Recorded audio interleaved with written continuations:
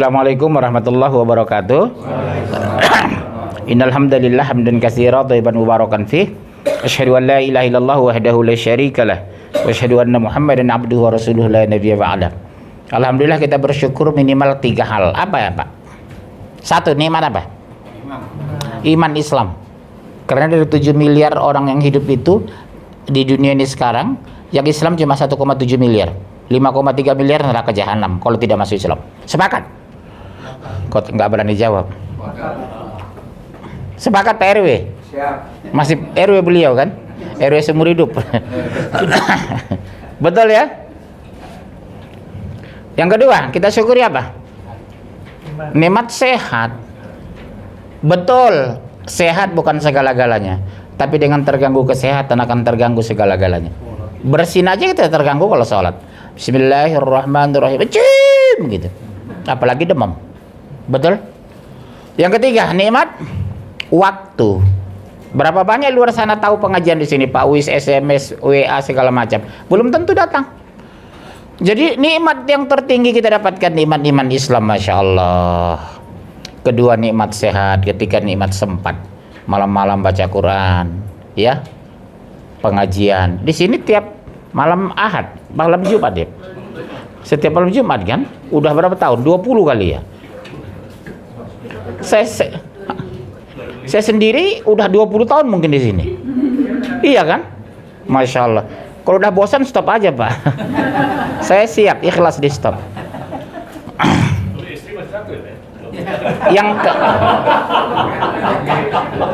Yang ketahuan. Iya, nggak usah kenceng-kenceng. Iya. Penghancur akidah. Catat tema hari ini. Karena saya lihat di Indonesia sekarang akidah itu dihancurkan, dipatahkan, direndahkan, diremehkan, diperolok-olok. 1, penghancur akidah. 1, menyekutukan Allah. Dalil, catat ya Bunda. Surat 2 ayat 21 22. Surat 2 21 22. Kemudian surat 2 165. Surat 4 ayat 48, 98 ayat 6. Saya ulangi. Surat 2 ayat 21 sampai 22, surah 2 165, surat 4 48, surat 98 ayat 6. Ini ada 9 poin, 3 kali pertemuan insyaallah. Kita buka, silakan siapa membaca surat 2 21 22. Al-Baqarah. Siapa yang membaca? Ada mic satu lagi, Pak. Iya.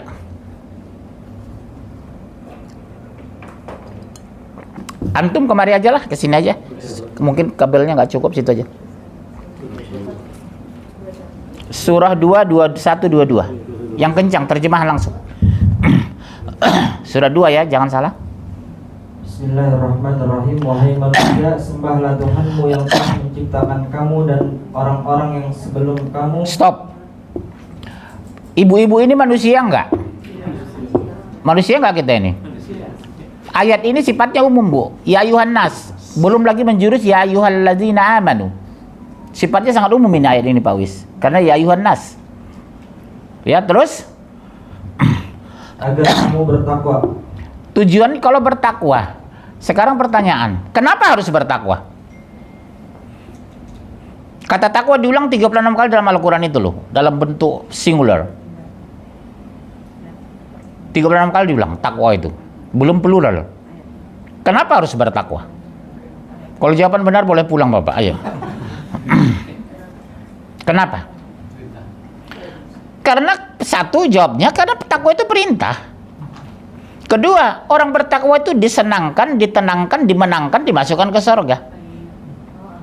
Jujurlah, ya sebelum saya kasih jawaban. Apa yang Bapak dapatkan kalau jadi orang bertakwa? Nah, persis. Ciri-ciri orang bertakwa. Jadi ciri-ciri orang yang bertakwa yang benar itu ketenangan jiwa. Jadi kalau ibu rajin sholat, rajin puasa, berhijab, masih gelisah, something wrong, you know? Ada yang salah terhadap Anda itu. Kalau orang bertakwa itu pasti tenang. Walaupun pendapatan cuma 60 juta sebulan, tenang. Iya Pak. Insya Allah kita tenang. Saya merasakan tenang itu Pak. Sakit, saya nggak gelisah. Saya udah 2 bulan sakit. Tapi saya nikmati sakit itu. Kenapa? Kalau kita sakit sabar, dosa kita dihapuskan. Diminta atau tidak diminta, Masya Allah. Asal tidak mengeluh. 2 bulan lebih saya sudah sakit. Siang malam mual, mau muntah-muntah. Hampir tidak bisa tidur malam. Tapi saya pikir inilah cara Allah menghapuskan dosa-dosaku, ya Allah. Iya Bunda. Karena orang yang sakit kalau sabar, dosanya dihapuskan, diminta atau tidak diminta. Jadi Bapak harus minta ampun. Kalau saya nggak perlu minta ampun lagi. Tiap hari hapus insya Allah. Tanpa saya minta. Begitu mungkin habis dosa saya pun meninggal. Begitulah cara orang mungkin menghapuskan dosa seseorang itu. Begitu hapus dosanya dia meninggal. Bersih kita meninggal insya Allah. Daripada Bapak kotor, harus diminta dulu. Kedua, belum tentu dikabulkan, kan gitu kan? Masya Allah. Ya Bunda ya.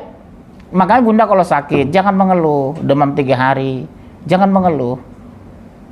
Itu cara Allah menghapuskan dosa. Mungkin Bunda ada dosa besar dulu yang belum terampuni. Ibu sabar sambil sakit berzikir, kepala pusing, badan lemas. Subhanallah wa bihamdi. Subhanallah wa bihamdi. Subhanallah wa bihamdi. Kenapa sering saya ajarkan ini Bu? Subhanallah wa bihamdi ini terlalu berat saya angkat ini. Suara saya kedengaran ya? Berat Bu. Habis ceramah pegel. Jadi kata Rasulullah, mau nggak kamu kuajarkan ringan dalam ucapan, berat dalam timbangan. Subhanallah wa bihamdi. Subhanallahil azim. Makanya Bapak di mobil sambil nyetir, Ibu sambil goreng terasi. Subhanallah wa bihamdi. Lebih enteng. Oh iya. Ya lebih kurang sih. Beda 2 ons paling. Ya Bunda ya. Subhanallah wa bihamdi. Subhanallahil azim. Sambil Ibu di rumah, Subhanallah wa bihamdi. Subhanallahil azim. Karena apa? Memuji Allah. Itu sering dibaca. Itu zikir yang terbanyak diucapkan Rasulullah setelah la ilaha illallah. Karena la ilaha illallah jelas hadisnya, Abdullah zikri fa'alam annahu la ilaha illallah. Abdullah zikir la ilaha illallah. Makanya kita meninggal disuruh baca itu kan. La ilaha illallah. Minimal Allah. Jadi Bapak jangan paksakan, Ibu jangan paksakan mentalkinkan suami ketika Ibu lihat sudah sakatul maut. Jangan paksakan harus sempurna la ilaha illallah. Minimal dia Allah. Seperti ibu saya kan. Saya lihat la ilaha illallah, la ilaha illallah. Saya lihat terlalu berat dia mengucapkan itu. Itu saja saya bisikkan kupingnya. Allah, Allah. Apa kata ibu itu? Allah. Selesai. Saya mentalkinkan, alhamdulillah bersyukur Bu. Ayah saya, ibu saya, abang saya mentalkinkan. Allah takdirkan saya pas pulang ke Medan. Saya udah di Jakarta itu.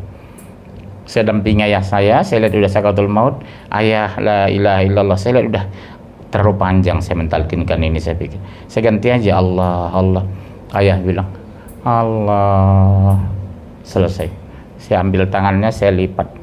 Baru saya keluar kamar ngomong sama ibu saya, ayah sudah meninggal. Jadi kalau bisa mentalkinkan itu cukup 1 orang, jangan rame-rame Bu. Takutnya menangis terganggu dia. Makanya saya cuma berdua kami dengan ayah.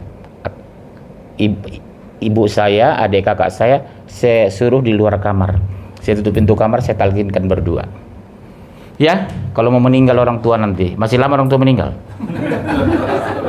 Ada Bapak di sini? Di rumah. Kenapa nggak ngaji? Ya, itu. Baik, kita teruskan. Teruskan. Dialah yang menjadikan bumi sebagai hamparan bagimu dan langit sebagai atap. Dan dialah yang menurunkan air hujan dari langit, lalu dia hasilkan dengan hujan itu buah-buahan sebagai rezeki untukmu. Karena itu janganlah kamu mengadakan tandingan-tandingan bagi Allah padahal kamu mengetahui. Artinya apa? Kenapa sih kita sudah menyembah Allah, memuliakan Allah, masih kadang lebih meninggikan manusia dari Allah? Contoh, masuk waktu zuhur, dipanggil teman, lebih mendahulukan panggilan teman dari sholatnya.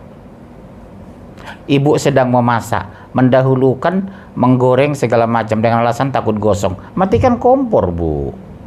Habis matikan baru sholat zuhur, habis zuhur baru nyalakan lagi. Kan sering begitu. Nanggung Pak, rendangnya takut gosong, takut kering santannya. Gara-gara santan ibu terlambat sholat. Matikan aja kompornya dulu. Habis sholat zuhur kembali nyalakan. Ma, waktu zuhur masuk jamaah yuk, kata suami ibu. Nanggung Pak, lagi goreng bakwan udang lagi. Matikan kompornya.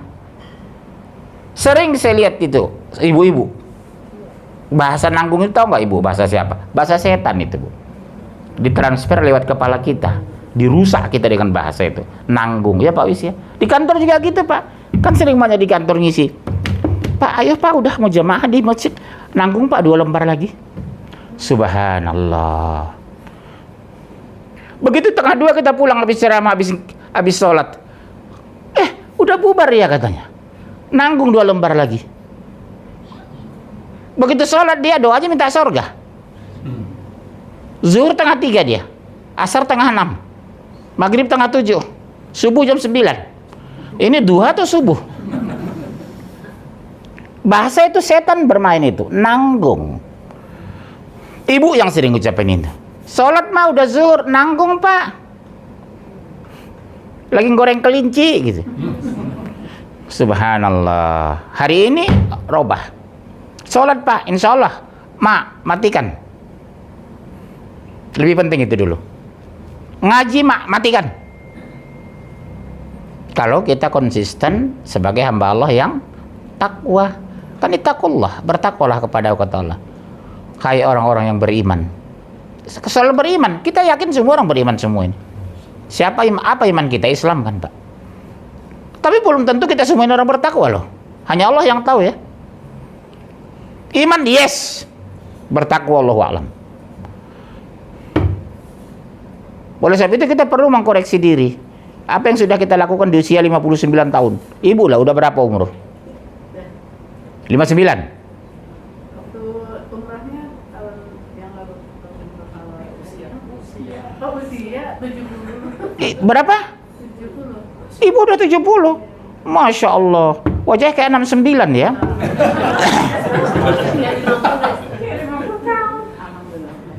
Punya cucu berapa, Bu? Awet sekali wajah ibu itu ya. Kalah Pak Wis malah. Pak Wis aja berapa umur? 60, 70? Iya, beliau 70. Masya Allah. Mungkin dompet stabil ini. Dompet pengaruh wajah loh. Iya. Kalau dompet kita stabil, insya Allah wajah cerah. Hah? Oh iya, Masya Allah. Iya. Pertama, pengaruh ketaatan. Kedua, dompet stabil. Wajah pengaruh Pak. Iya. Kalau dompet kita kering melulu, stres. Ini lipatan 3 sampai 5 itu Pak. Lipatan kening itu. Lihat lipatannya ini. Begitu secara teori psikologi ya. Baik. Terus baca surah 448. 448. Langsung ketemu. Bismillahirrahmanirrahim. Sesungguhnya Allah tidak akan mengampuni dosa karena mempersekutukannya atau syirik, dan Dia mengampuni apa dosa yang selain syirik itu bagi siapa yang Dia kehendaki. Barang siapa yang mempersekutukan Allah, maka sungguh dia berbuat dosa yang besar. Coba lihat dosa syirik itu, Bu, luar biasa mengerikan. Mempersekutukan Allah, mendahulukan kepentingan manusia dari Allah, mendahulukan gorengan dari sholat. Iya, hati-hati Bu, kejebak Bu. Syirik itu 2, syirik besar, syirik kecil. Ya.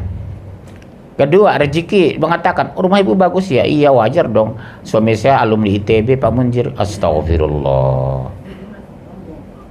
Rumah bapak besar ya? Iya, wajar dong Pak. Saya S3 dari Jerman. Saya pakar IT dari Perancis.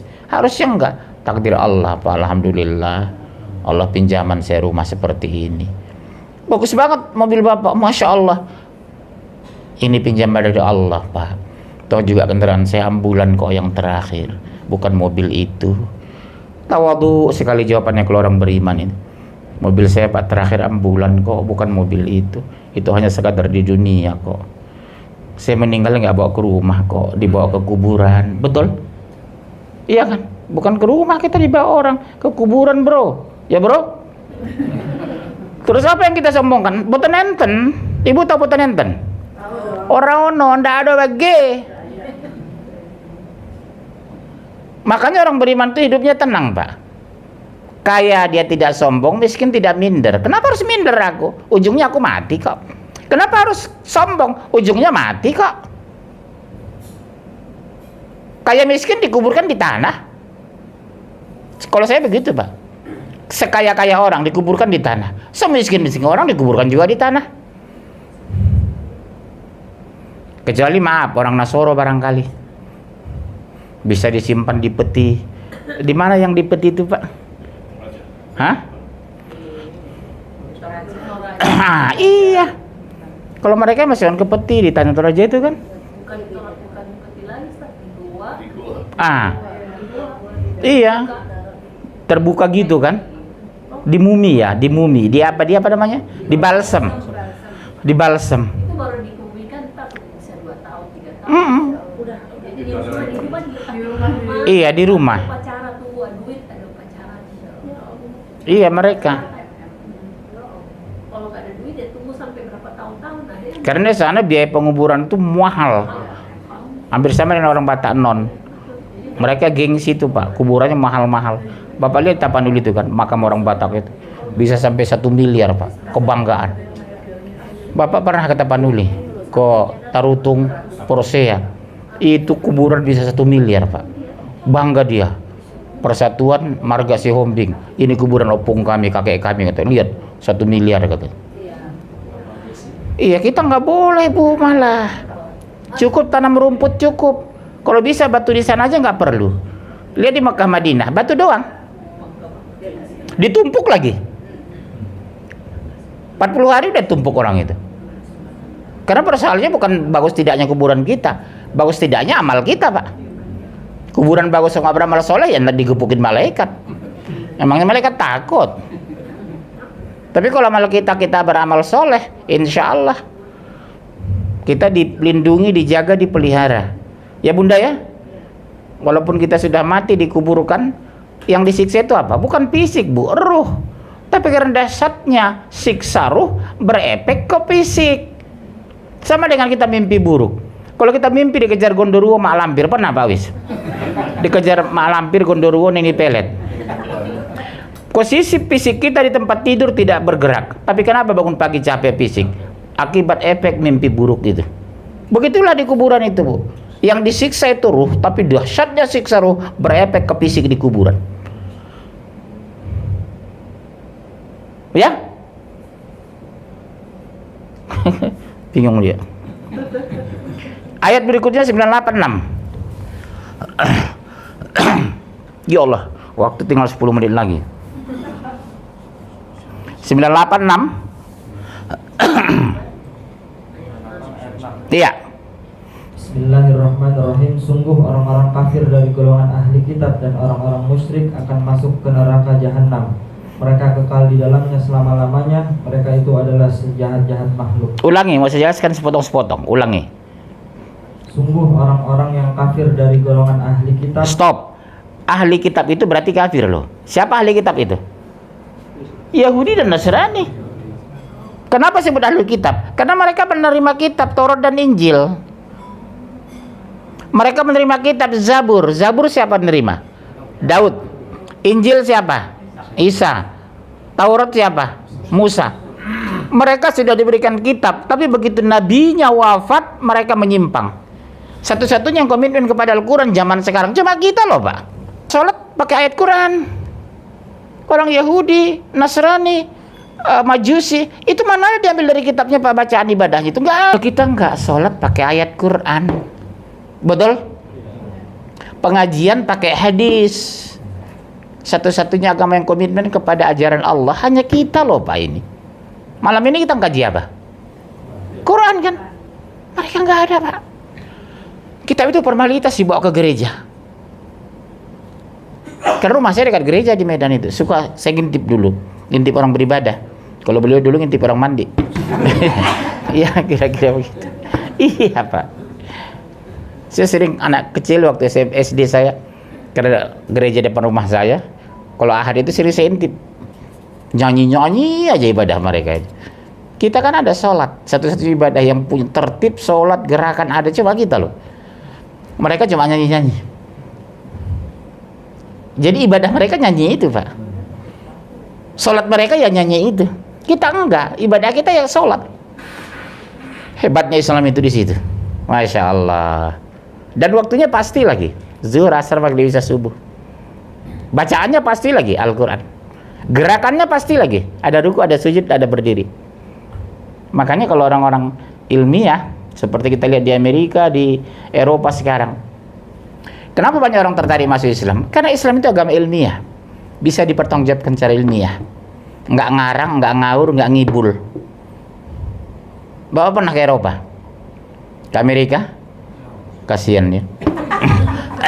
Di sana mereka itu luar biasa mengkaji Quran itu, rame-rame masuk Islam. Ya, ya Bunda ya, anak saya kan di sana. Sebentar-sebentar ada masuk Islam.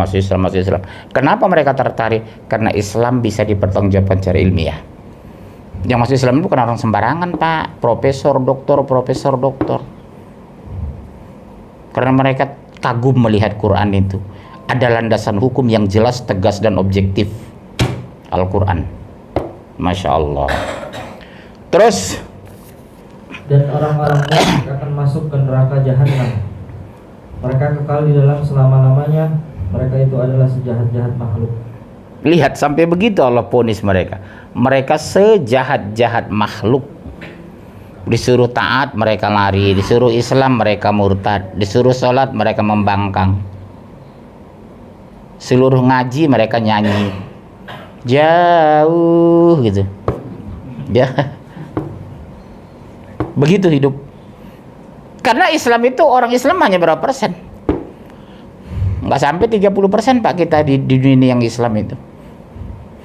Makanya kita selalu dilecehkan, diperolok. Karena kita yang kecil, Pak. Tapi jangan kecil hati, kita insya Allah calon surga. Di akhirat nanti diberikan oleh Allah kesempatan mengintip orang penduduk neraka. Allah siapkan jendela-jendela di surga. Sekarang intip mereka, perolok-olok mereka, karena dulu kamu di dunia diperolok, kata Allah. Perintahkan Allah nanti. Jadi setiap surga kita nanti insya Allah ada satu jendela tetap mengintip. Sekarang kata Allah, perolok-olok kan mereka penghuni neraka. Kusiapkan jendela kata Allah. Subhanallah nikmatnya ya. Kita lihat yang paling menyakitkan ternyata Bu di antara penduduk neraka suami ibu ternyata. Bisa jadi. Ternyata nauzubillah di antaranya saudara ibu. Ternyata mungkin nauzubillah anak ibu. Begitu ibu mengintip di jendela di pintu surga, ternyata suami ibu di sana. Bisa terjadi nggak? Bisa. Di rumah pura-pura alim suami ibu. Memang disuruh intip sekarang. Kamu dulu diperolokkan di dunia, sekarang perolokkan mereka yang neraka itu kata Allah. Besok kita Pak rame-rame ya, insya Allah ya. Saya berharap saya bertemu dengan semua jamaah saya Pak. Saya selalu berdoa, takdirkan aku ya Allah berkumpul bersama jamaahku besok di surga. Ya? Iya. Saya juga begitu Bu. Kalau Ibu tidak temukan saya di surga, tolong cari saya Pak. Kita saling mendoakan nanti di padang mahsyar ya. Saling mencari kita memang Pak. Mana Pak Wis gitu. Iya, kita saling mencari. Apalagi kalau kita teman akrab. Makanya kalau bisa kita sesama kita saling mengingatkan, saling menasihati. Contoh, Bapak yang terlambat sholat, Pak mohon maaf, saya lihat Bapak belum zuhur loh, ini udah 1:30 Pak. Jadi Bapak jangan tersinggung ditegur sahabat, itu loh sahabat yang benar itu. Bukan membenarkan perkataanmu, tapi selalu berkata benar kepadamu. Itulah definisi sahabat. Saya ulangi ya Bu, ini bahasa sini bagus direnungi. Sahabat adalah bukan membenarkan perkataanmu, tapi selalu berkata benar kepadamu, meskipun kadang menyakitimu, meskipun mungkin menyinggung perasaanmu, tapi dia tegur kita. Pak, yang tengah 3 loh, setahu saya bapak belum sholat. Ngapain urus saya? Bapak sahabat saya, Pak. Kan ada orang marah diingatkan kan. Ngapain urusan gue? Urusannya sendiri. Pak, kita bersahabat 20 tahun, Pak. Saya pengen kita sama-sama masuk surga. Itu sahabat yang benar ya, Bu. Ibu kalau tegur sahabat jangan marah, malah bersyukur. Makasih ya, Bu, saya diingatkan ya, barakallah ya gitu. Ya, Bun. Jangan ganggu-ganggu melulu. Terus ya. Baik, poin kedua. Yang merusak penghancur akidah itu fanatik kepada budaya nenek moyang, bangga dengan Bataknya. Orang Jawa bangga dengan Jawanya, orang Sunda bangga dengan Sundanya. Dilarang dalam Islam. Terserah Bapak mau Jawa, mau Batak, mau Padang, mau Sunda. Kita satu agama, one religion, you know, Islam. Saya hargai Bapak sebagai Jawa, sebagai Sunda, saya sebagai Batak, satu bahasa, Muslim. Itu yang benar. Persaudaraan yang abadi dan hakiki seiman, Pak, bukan sesuku. Pret itu satu suku kita, tapi seiman. Suku apapun dia, kalau dia seiman kita dekati. Dia orang taat, kita akrabi. Karena biasa menguntungkan kita, Pak. Dia mendoakan kita. Jadi orang beriman itu mendoakan saudaranya, itu, Pak. Kalau malas mendoakan saudara itu bukan orang beriman. Ya, jelas? Buka, udah baca tadi 2170. Ya, 2170. Ya. Bismillahirrahmanirrahim. Dan mereka hendak berbuat jahat terhadap Ibrahim. Salah itu. Surat 2 170. Ngambil surat berapa sih itu? 2 170.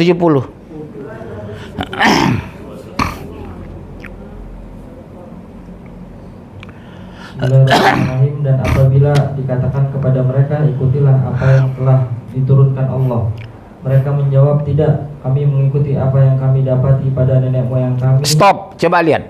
Tidak, kami ikuti nenek moyang. Kami mau menortor. Kami mau wayang golek. Dari dulu Pak selalu itu membanggakan budaya. Turunlah Islam, menyingkirkan itu, menyatukan bahasa, namanya Islam. Syariat, ada sholat, ada zakat, ada puasa, ada saum, ada haji. Satu bahasa kita sekarang ibadahin. Karena kitab kita juga sempurna, Al-Quran. Hadisnya jelas, Rasulnya diutus. Kan begitu banyak kan Pak, membanggakan budaya kan.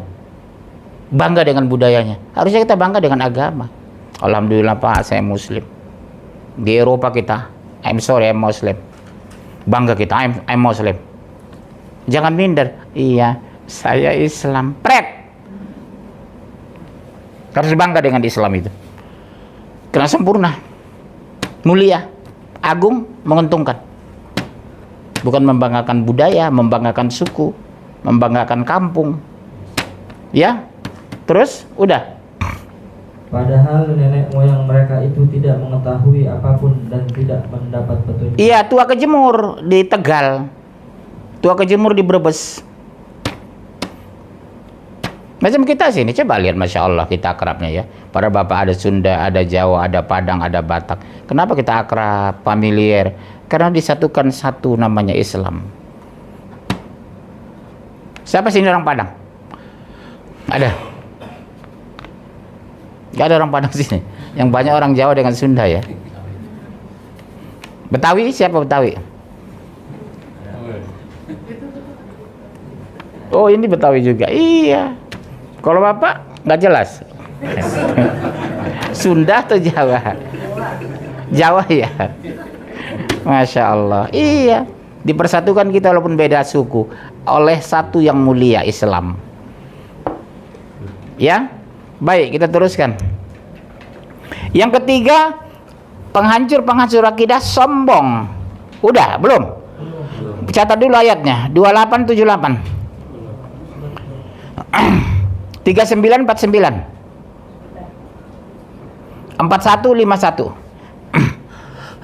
Inilah penghancur akidah itu, sombong. 2878 3949 4151. Ya. Bismillahirrahmanirrahim. Dia Qarun berkata, sesungguhnya aku diberi harta itu semata-mata karena ilmu yang ada padaku. Mulai sombong. Tidakkah dia tahu bahwa Allah telah membinasakan umat-umat sebelumnya yang lebih kuat daripadanya dan lebih banyak mengumpulkan harta, dan orang-orang yang berdosa itu tidak perlu ditanya tentang dosa-dosa mereka. Nabi yang paling kaya Nabi apa? Sulaiman. Nabi kedua Daud.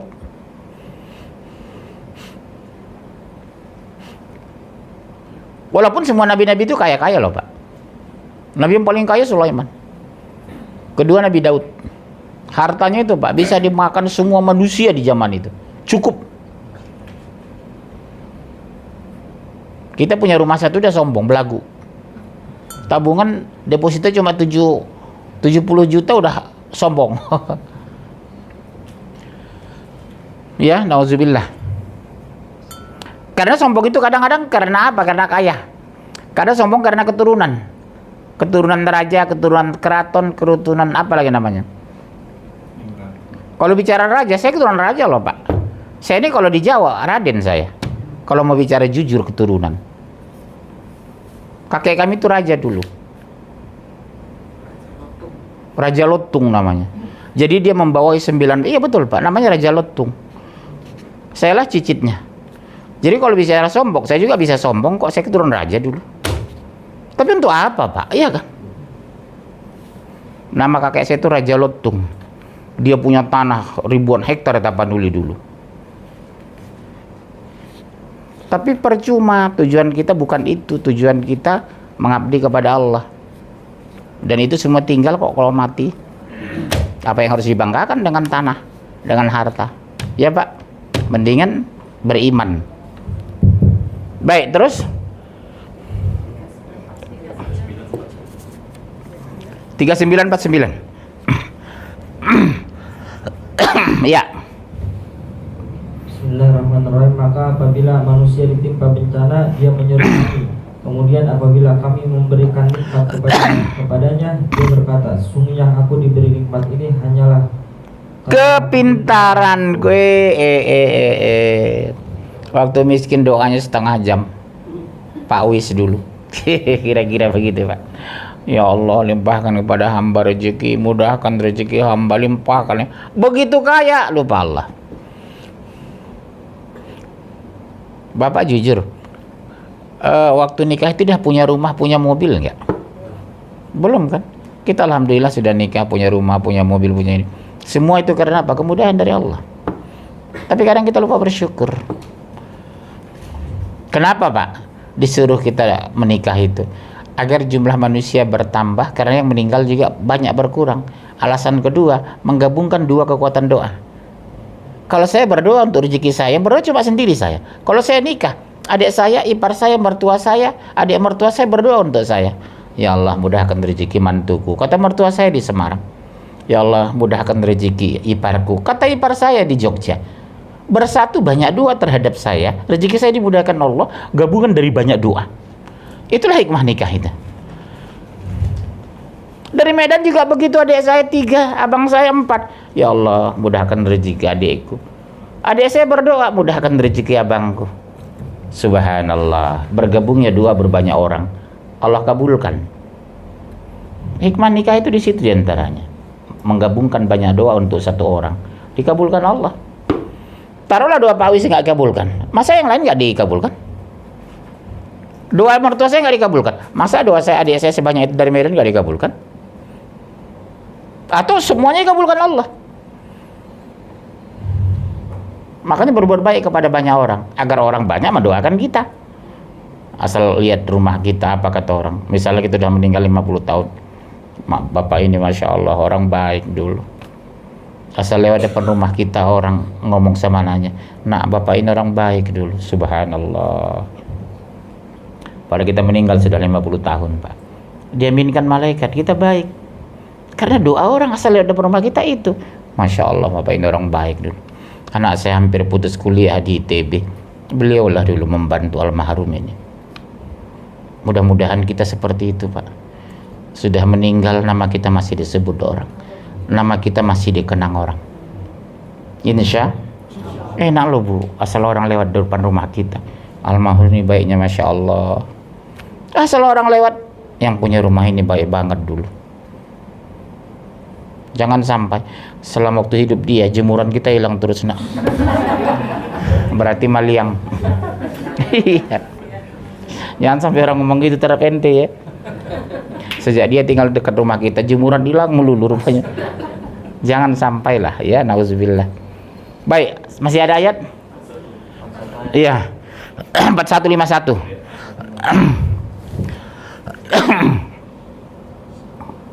Ya. Bismillahirrahmanirrahim. Dan apabila kami berikan nikmat kepada manusia, berpaling dan menjauhkan diri dengan sombong, tetapi apabila ditimpa malapetaka maka dia banyak berdoa. Allahu Akbar. Nauzubillah, ya jangan kita seperti itulah.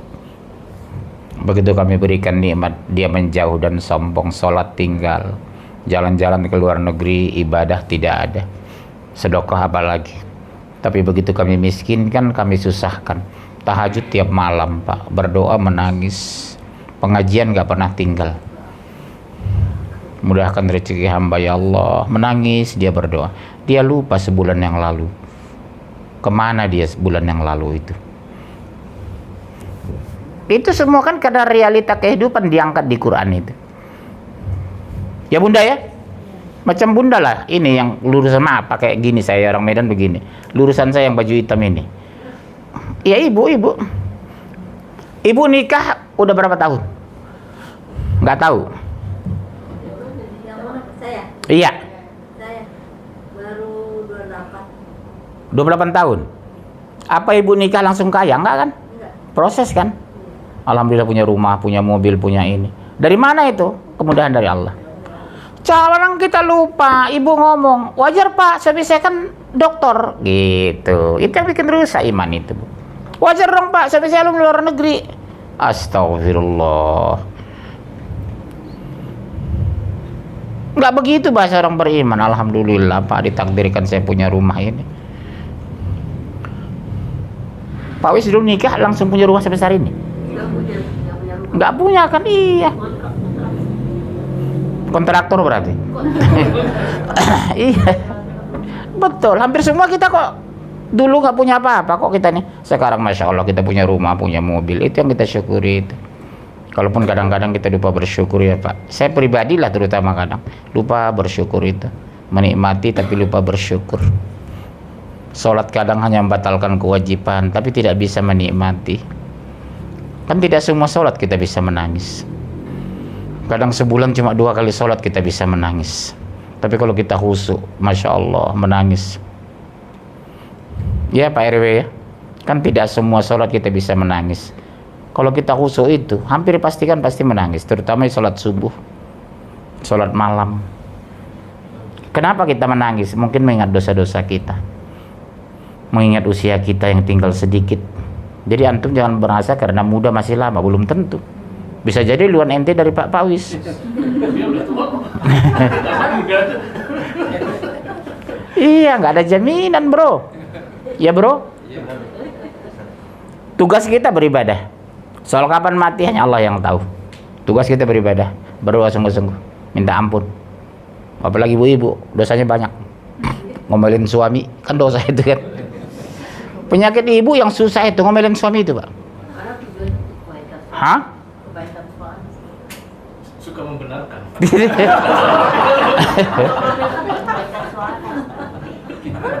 Tapi ya jujur saja lah Bu, kalau kita lihat dari tinjauan realita, dosa terbesar ya, dosa terbesar wanita itu ngomelin suami itu.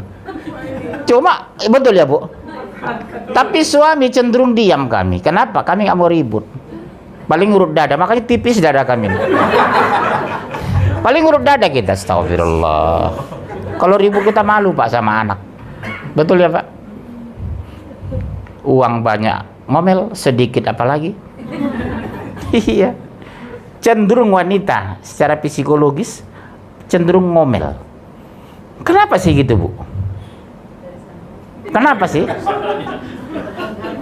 Kenapa? Jujur aja lah. Ibu pelakunya kenapa sih gitu? Hobi ngomel. Ngomel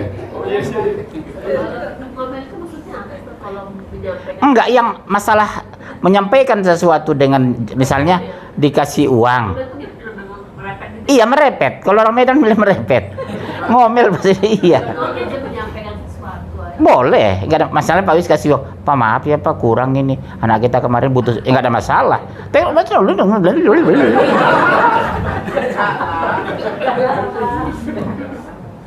Sering saya pergoki kadang tetangga gitu, kenapa sih sedikit-dikit ngomel? Nggak puas diri. Hah? Nggak puas diri. Kenapa Bu? Ibu-ibu lah pelakunya, kenapa kira-kira? Capek kadang-kadang. Pak, Ustaz, nggak ada di sini ibu-ibu yang maksudnya.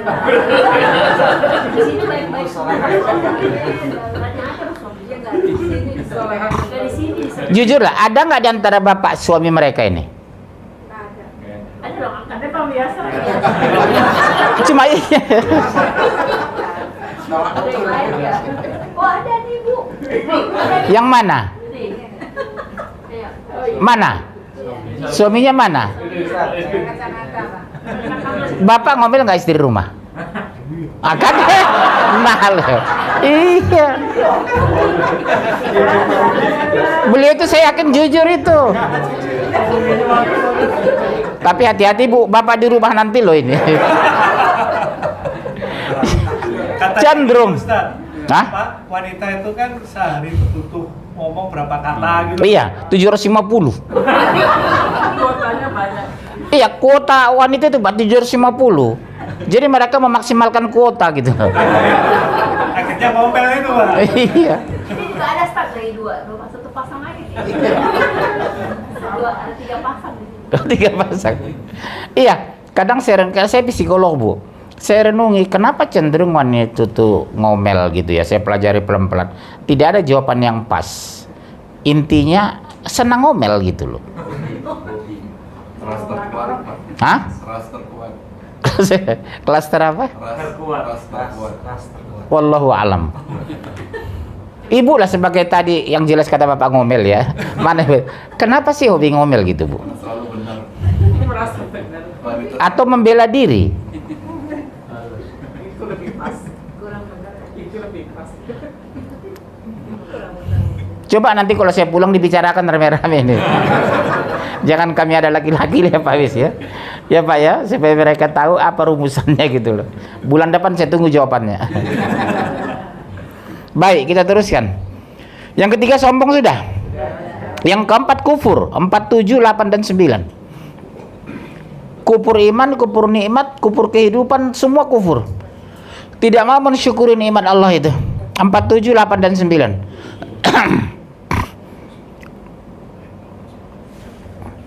Bismillahirrahmanirrahim. Dan orang-orang yang kafir maka celakalah mereka dan Allah menghapus segala amalnya. Lihat Bu risiko terburuknya. Pahala dihapus. Yang orang kufur nikmat, tidak mensyukuri nikmat. Apa indikasi orang mensyukuri nikmat? Mengikuti perintah Allah. Jadi salah satu indikasi orang mensyukuri nikmat itu dia patuh tunduk kepada perintah. Sama dengan ibu. Ciri-ciri ibu yang patuh kepada suami, ikut perintah suami. Mah, biar siap makan, iya Pak. Mah, nanti sore jangan keluar dulu lah, mau jalan ke rumah teman Papa. Iya Pak. Nggak membantah. Nggak apa, capek Pak. Kenapa sih suka membantah suami? Rata-rata kan istri begitu kan Pak. Capek Pak. Berangkat aja sendiri. Begitu kita bawa istri orang baru ngamuk dia. Iya, dia diajak nggak mau. Kita bawa istri orang ngamuk. Kan aneh itu. Gitu aja Pak ngujinya. Kalau nggak mau bawa aja istri tetangga. Iya.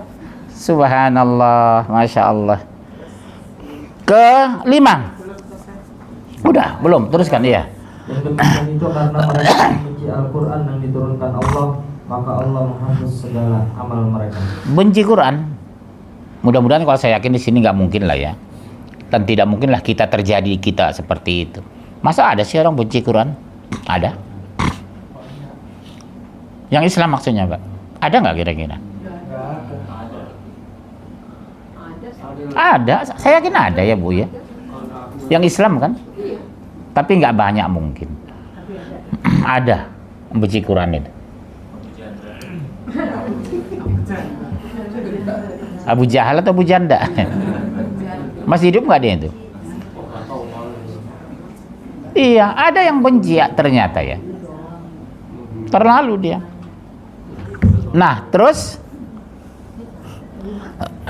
kelima, nifaq atau munafik. Surat 9, 67, 68, 4142. 9, 67, 68, surat 4142.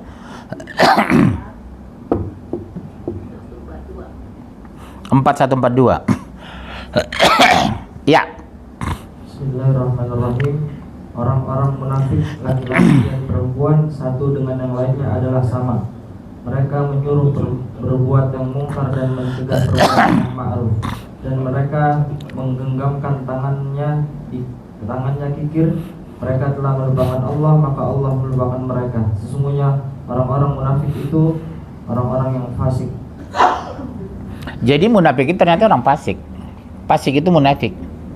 Menggenggamkan tangannya gini Pak, pelit. Ciri-cirinya pelit. Kedua, nggak suka lihat orang baik. Ngapain sih harus ngaji Pak? Mendingan jalan-jalan yuk. Ngapain sih harus sedekah? Kan sayang. Bapak capek-capek kerja, ngeluarin uang. Ngapain mesti zakat? Orang lain juga banyak nggak zakat. Usil aja dia kalau kita baik. Itu ciri-ciri orang munafik. Ada nggak di sini tuh? Ada? Kira-kira ada nggak?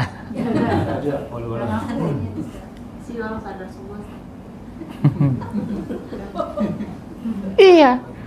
Orang baik dia usil, orang jahat dia senang. Karena dia yang orang jahat, tentu mencari sama dengan dia. Ada nggak tetangga ibu seperti itu? Ada. Pernah pergoki, pernah ibu tinggal bertetangga dengan seperti itu. Ibu sedekah diomongin, ngapain sih ibu itu sedekah melulu, cari muka aja. Belum pernah bapak ibu temukan ya. Kalau saya ada, saya temukan itu. Usil aja dia kalau kita baik. Iya. Dia nggak suka lihat orang baik karena dia bukan orang baik. Maunya banyak seperti dia, orang tidak baik. Logikanya begitu. Baik. Surat berapa lagi? Hah? 4142. Ya. 4142. 68 juga belum ya? Udah ketemu 68. Iya.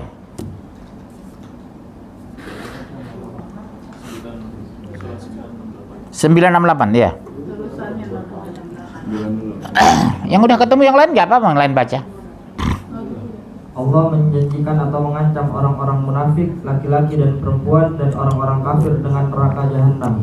Mereka kekal di dalamnya, cukuplah neraka itu mereka. Allah melaknat mereka dan mereka dapat azab yang kekal. Jadi bukan hanya diancam, tadi dilaknat. Laknatullah alaih. Laknat Allah terhadap mereka. Munafik itu. Karena mereka formalitasnya Islam, Pak, munafik itu. Boleh jadi lebih rajin ke masjid dari kita. Boleh jadi lebih rajin Senin Kemis dari kita. Ada. Tapi jahat. Kamuflase. Berlindung di kebaikan. Jadi sepintas kelihatan bapak itu baik ya, Senin Kemis jalan sholat ke masjid. Ternyata munafik. Mengadu domba antara pengurus dengan dewan penasehat. Ada kan kayak gitu di masjid? Bapak masa percaya sama ketua masjid gitu? Uangnya dimakan kok. Kemakan isu itu oleh pengurus masjid apa? Dewan penasehat. Di masjid kita kan sering ribut Pak, di masjid-masjid itu antara pengurus dengan dewan penasehat. Sering saya pergok itu, ribut masalah uang. Bukannya banyak. Uang recehan Jumatan itu diributin. Apalagi nanti kalau ketua masjidnya beli mobil, udah curiga aja itu. Jangan uang masjid gitu. Siapa sini ketua masjid? Gak ada. Pak Bambang mana? Nggak berani datang ya. Izin lagi beli mesin, lagi beli mobil. Nggak berani datang dia ya. Tahu dia mau diomongin mungkin. Ya, kita teruskan. Poin ke-6, ya. Fasik 5919, 5716. Belum, 4142. Ya udah itu dulu lah. 4142. Bismillahirrahmanirrahim. Sesungguhnya orang munafik itu hendak menipu Allah, tetapi Allah lah yang menipu mereka. Apabila mereka berdiri untuk sholat, mereka melakukan dengan malas. Mereka bermaksud ria ingin dipuji di hadapan manusia, dan mereka tidak mengingat Allah kecuali sedikit sekali. Begitu orang ramai sholatnya gini, Bu. Allahu Akbar. Gitu dia. Bukan main dah gitu. Tapi kalau sendiri Allah Akbar. Allah Akbar.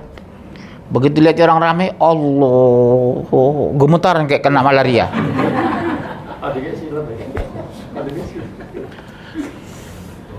Iya, mereka ingin menipu manusia, padahal mereka menipu diri sendiri, kata Allah. Ada kita temukan seperti itu, ada. Depan orang bukan main. Pura-pura alim, pakaian islami, pakai gamis kemana-mana. Ya, ternyata itu tadi munafik. Ada tapi nggak banyak. Kemudian fasik, udah belum? 5919 5919 5716. Bismillahirrahmanirrahim. Dan janganlah kamu seperti orang-orang yang lupa kepada Allah, sehingga Allah menjadikan mereka lupa akan diri sendiri. Mereka itulah orang-orang fasik. Tuh, ternyata orang fasik itu melupakan Allah. Padahal pada dasarnya dia melupakan dirinya sendiri. Tidak sholat, tidak zakat, tidak puasa, tidak, tapi ngaku Islam. Sama parahnya dengan munafik tadi, Pak.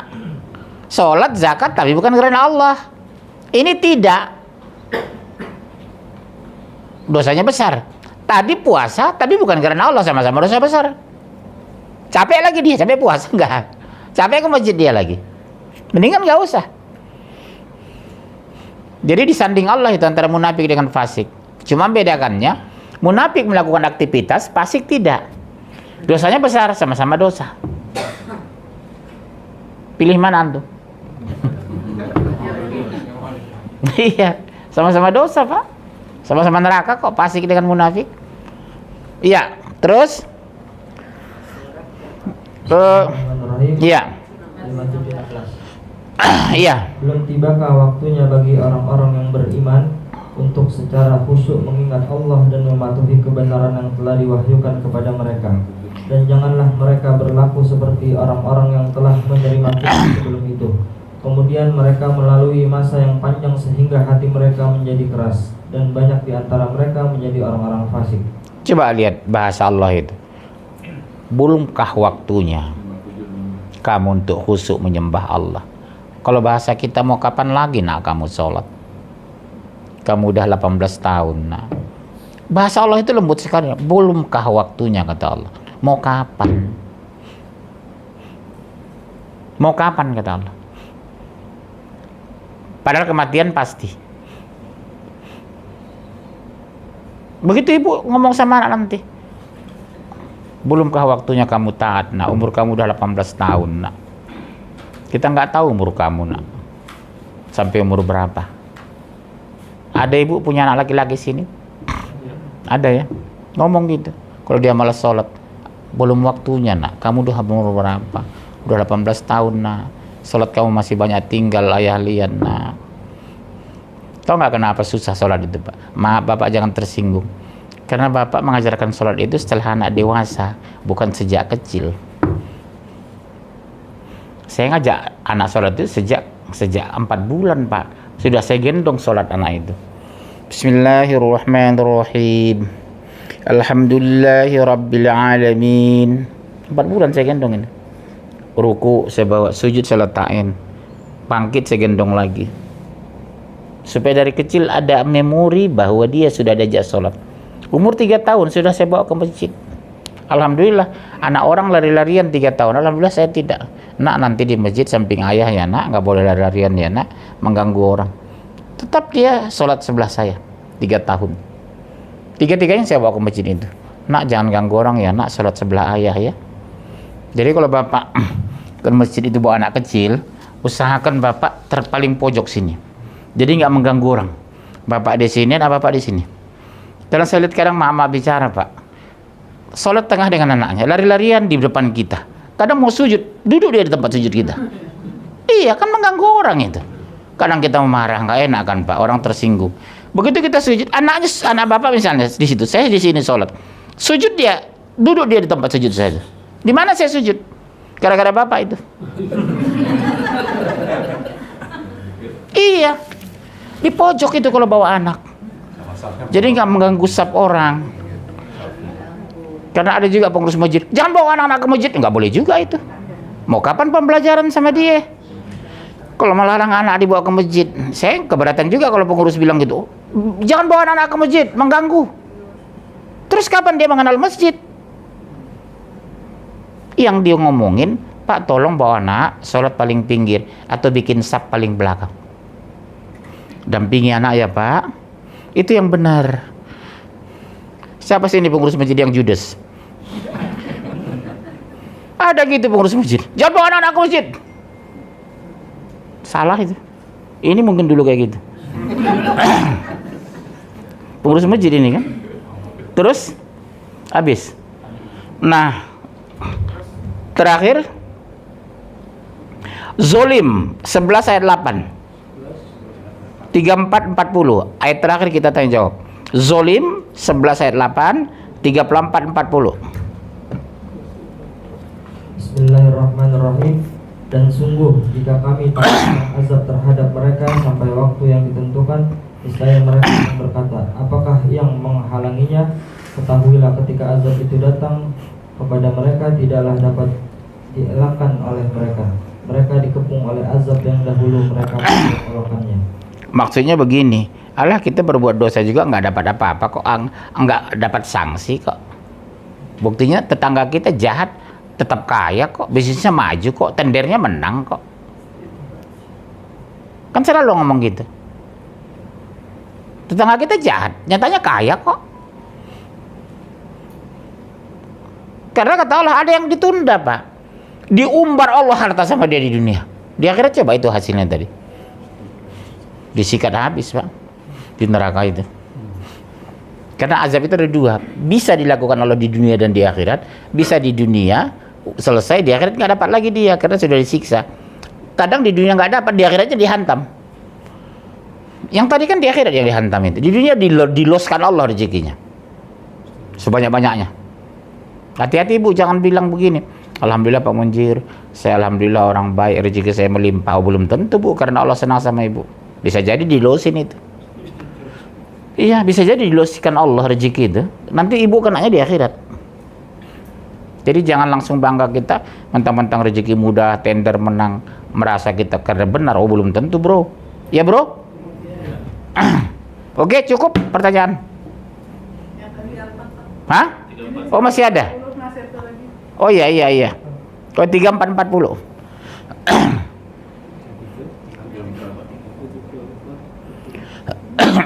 Ya. Bismillahirrahmanirrahim. Dan ingatlah pada hari ketika Allah mengumpulkan mereka semuanya, kemudian dia berfirman kepada para malaikat, apakah kepadamu mereka ini dahulu menyembah? Ditanya, dikumpulkan, apakah kepada kamu menyembah? Kepada siapa menyembah? Sebenarnya tanpa ditanyakan itu Allah Maha tahu kok Bu. Catatan kan ada. Cuma ada satu hal Ibu yang hati-hati Bu. Tugas malaikat hanya juru tulis. Tidak semua catatan kebaikan Ibu terima Allah. Yang terima apa tadi? Yang ikhlas. Tugas malaikat ini Allah catatannya orangnya baik, sholat nggak tinggal segala macam. Oh, Allah Maha tahu. Ada yang nggak ikhlas. Ternyata sholatnya karena mertua di rumah. Sedekahnya cari muka sama tetangga. Hijabnya nggak enak sama teman akrab. Ngaji karena kesepian di rumah. Kenapa ngaji Bu? Nggak ada teman di rumah katanya. Mendingan berangkat ngaji katanya. lumayan dapat makanan gratis gitu. Bisa jadi terjadi kan? Berarti tidak ikhlas. Itu nggak masuk hitungan nanti di padang mahsyar. Itu yang takut kita kejebak nanti. Kita bangga dengan ibadah, rupanya na'udzubillah. Yang ikhlas hanya sekian persen. Astagfirullah. Saya kira cukup sekian. Session tanya jawab. Silakan Ibu. Namanya belum tadi. Nggak usah, nggak apa-apa. Keras kok. Tambah satu lagi volumenya. Jadi begini Pak Ustadz, tadi Pak Ustadz katakan bahwa dia tidak pernah sholat, misalnya dia sombong dan sebagainya, tapi dia kaya terus. Nah, apakah itu istidraj? Apa itu? Istidraj. Iyalah. Sholat tidak apa kok, tapi diumbar Allah kekayaan itu. Diuji Allah dia. Dia bangga. Alah gue nggak sholat aja kaya kok. Lihat itu. Rajin ke masjid, hidupnya susah. Jadi hati-hati ibu-ibu yang kaya raya tapi nggak beribadah. Dibiarkan Allah ibu di dunia ini biak. Di akhirat kenanya nanti. Ya Bu ya, hati-hati. Jangan. Kalau malaikat itu memang tidak bisa membaca Al-Quran atau gimana Pak Ustadz? Siapa? Malaikat. Malaikat. Katanya senang mendengar atau pokoknya melihat orang membaca Al-Quran karena malaikat sendiri tidak. Saya pernah dengar lah yang Siapa bilang malaikat nggak bisa baca Quran? Menurunkan aja dia kok. lewat malaikat Jibril. Yang menurunkan Quran itu malaikat Jibril. Dia membacakan itu kepada Rasulullah. Malaikat Jibril. Bu, yang menurunkan Quran itu siapa? Yang bawa Quran siapa? Malaikat Jibril. Kok bilang malaikat nggak bisa baca Quran? Yang mendiktekan saja dia. Ah, ibu pulang aja lah. Iya, emosi aja saya dari tadi. Yang bawa Quran aja malaikat kok. Itu pelecehan itu, Bu. Ya ada lagi. Ya, bapak dong, masa ibu melulu nggak malu? Iya, nama. Nama Yatim. Anak yatim. Abi yatim. Oh iya. Di dalam Al-Quran Allah menjanjikan bahwa luas surga itu seluas bumi dan langit. Sementara di dalam Al-Quran juga dikatakan bahwa surga itu bertingkat-tingkat sampai sebanyak ayat yang dihafalkan atau Al-Quran yang dibaca. Sehingga Saya nggak pernah baca hadis kayak gitu, Pak. Yang ada itu Hah? saya nggak tahu itu apa. Saya belum pernah baca Jadi itu surga di Quran. bertingkat-tingkat, nanti manusia di dalam surga itu sesuai dengan bacaan tingkatan Al-Quran yang dia baca gitu. Sedangkan Al-Quran kan kurang lebih ya 6.666 ayat. Berarti seakan-akan 6.666 tingkatan di surga. Nggak, saya belum pernah baca itu loh. 100 tingkat. Iya. Saya pernah baca tapi nggak. Sini dulu. Jelas ya? Saya belum pernah baca terjemahan seperti itu loh, Pak. Sampai segitu. Tapi kalau surga bertingkat iya 100. Surga itu 100 tingkat. Tingkat tertinggi 99, yang 100 siapa? Arsy Allah. Siapa yang di 99, Pak? Rasulullah. Bapak bisa lantai 7, saya 19 misalnya. Beliau lantai 7, 2 misalnya. 99, Pak. Yang 100 Allah. Disebut Arsy. Kalau itu iya hadisnya ada. Shh. Bu, jadi yang ke 100 itulah Arsy Allah, 99 Rasulullah, surganya Rasulullah, para nabi, orang-orang soleh. Tapi orang soleh bukan sembarangan. Model-model bapak kayaknya enggak lah. Iya kan? Ada lagi pertanyaan, ayo Bu? Ini wanita. Iya. Tadi terkait dengan perempuan, khususnya di sini di Sabian. Kita itu kan pasti niatnya adalah mencari ridho. Iya. Ya, kepada didik, ya, karena kita kan juga tidak mau kita kan saya bilang sampai kita suami ngomel ya. Dan kita tahu batasan yang dikatakan ngomel, itu batasan untuk menyampaikan sesuatu ke suami. Apa gitu? Dan kemudian apakah saya tahu Ustaz, bahwa sepanjang ujian itu kan ujian ya. Betul. Sama suami pun ada perempuan seperti Siti Asia luar biasa. Beliau bisa menempatkan diri sebagai istri yang soleha. Nah, kita pun juga ini bukan karena keterbatasan itu ada. Ingin juga mencapai derajat supaya menjadi wanita yang solehah, istri yang solehah, istri yang karena suami ridhonya suami itu kita sampai di sosial insya Allah. Nah ini gimana Ustaz? Kalau misalnya ada beberapa pengalaman yang suaminya tidak benar kalau Ustaz, ya, terus kemudian sampai melakukan diri saya sampai bukan suami yang itu gimana Begini, tingkatnya Ustaz? batasan kepatuhan istri kepada suami sepanjang suami tidak menyimpang dari Al-Quran dan Sunnah. Tapi kalau suami bilang, jangan ngaji mah, di rumah aja. Oh nggak bisa. Ibu berhak melawan suami. Maaf ya Pak, saya harus ngaji. Jadi pengertian melawan itu tidak general langsung harus patuh. Enggak. Ya Bu ya, pastikan dulu itu. Ibu mau ngaji. Nggak usah ngaji. Maaf ya Pak, saya harus ngaji. Assalamualaikum. Itu ada ikan goreng sendiri di kulkas. Kayak gitu kan. Kedua, batasan patuh kepada suami. Yang kedua, mengikuti perintahnya ketika perintah itu menguntungkan dunia akhirat. Kalau sekedar dunia, Pak, kayaknya enggak lah Pak. Enggak ada untungnya saya di akhirat. Contohnya, suami kan hobi jalan-jalan ke mall misalnya. Jalan ya mah, maaf ya Pak, malas. Enggak ada untung saya di akhirat jalan-jalan terus tiap ahad ke mall misalnya. Berhak ibu nolak itu. Bukan berarti patuh langsung jalan, ayo. Cuma setahu saya bukan malah suami, ibu yang ngajak ke mall. Kebalikannya Pak Wisi. Itu Bu. Jadi Bu, beruntunglah punya suami yang betul komitmen mengajak ibu untuk kebahagiaan dunia akhirat. Dunia ibu dapat, akhirat dapat. Yang paling rugi ibu tidak pernah dibimbing menguntungkan akhirat. Itu yang kasihan. Ada banyak. Contohlah suami ibu di sini. Kan banyak nggak ngaji. Yang wajib kemari bapak bukan ibu. Di rumah apa? Nonton TV kan? Pilihannya misalnya kita mau satu dia mau dua dia marah-marah. Kalau itu Suami katanya gitu, berarti kamu nggak taat sama suami. nggak usah patuh kalau itu Bu. Ibu 01 dia 0 terserah apa, saya 01. Kenapa milih Anies? Insya Allah lebih baik. Saya sering bilang gitu. Kenapa mau jadi milih Anies? Insya Allah lebih baik. Soal kemudian hari tidak baik, itu urusan dia dengan Allah.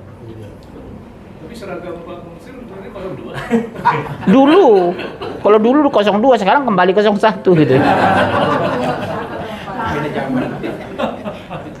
Jangan Bapak mancing emosi. Iya. Orang bilang, Pak 01, kenapa? Sepengetahuan saya waktu di gubernur, dia tidak ada masalah. Nggak ada menggelapkan uang, tidak pernah dipanggil KPK. Berdasarkan jejak langkah rekam hidup dia itulah saya memilih dia. Soal di kemudian hari dia tidak benar, itu urusan dia dengan Allah. Sepakat ya? Iya. Astagfirullahalazim, astagfirullahalazim, astagfirullahalazim. A'udzubillahi minasyaitonirrajim. Bismillahirrahmanirrahim. Alhamdulillahirabbil alamin. Hamdan yu'afi ni'amahu wa yukafi mazidah.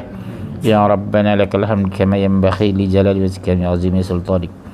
Allahumma inna nas'aluka salamatan fid din wa afiatan fil jasadi wa ziyadatan fil ilmi wa barakatan fil rizqi wa taubatan qabla al maut wa rahmatan 'inda al maut wa maghfiratan ba'da al maut.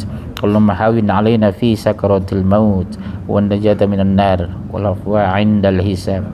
Allahumma ya Allah yang Maha mendengar dan Maha penyayang, ampunilah dosa orang tua kami, dosa ibu kami, dosa kami, dosa bapak-bapak ibu yang kami sebutkan tadi ya Allah.